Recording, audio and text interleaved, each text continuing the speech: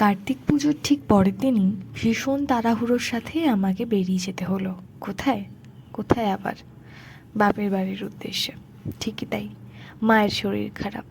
এই খবরটা পেয়েই ভীষণ তাড়াহুড়ো করে তার পরের দিনই বেরিয়ে গেলাম।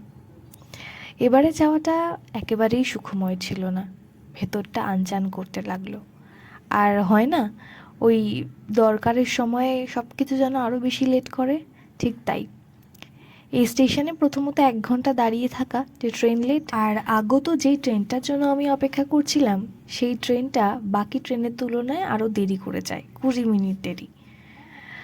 ভীষণ অস্বস্তি এবং চিন্তার সঙ্গে বারবার মাকে ফোন করতে থাকি আর অপেক্ষা করতে থাকি যে কখন এই ট্রেনটা শিয়ালদায় পৌঁছাবে, কারণ শিয়ালদা থেকেও আরও 1 ঘন্টা 15-20 মিনিটের রাস্তা আমার পেরিয়ে তারপর বাড়ি যেতে হয়। খারাপ লাগে মায়ের কপালের কথা চিন্তা করে।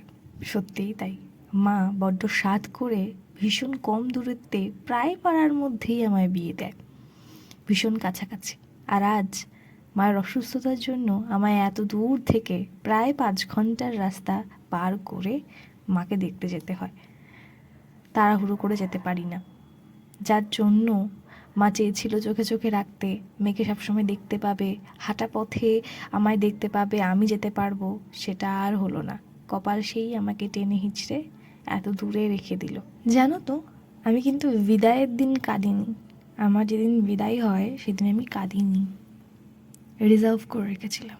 কারণ আমি জানতাম সেদিন আমার অতটা কষ্ট হচ্ছিল না, কিন্তু আমি কষ্ট পাবো মায়ের জন্য। এখন নয়, কোনো ক্রিটিক্যাল মোমেন্টে। আর এই মোমেন্টগুলো হচ্ছে এই যে এখনের মোমেন্ট।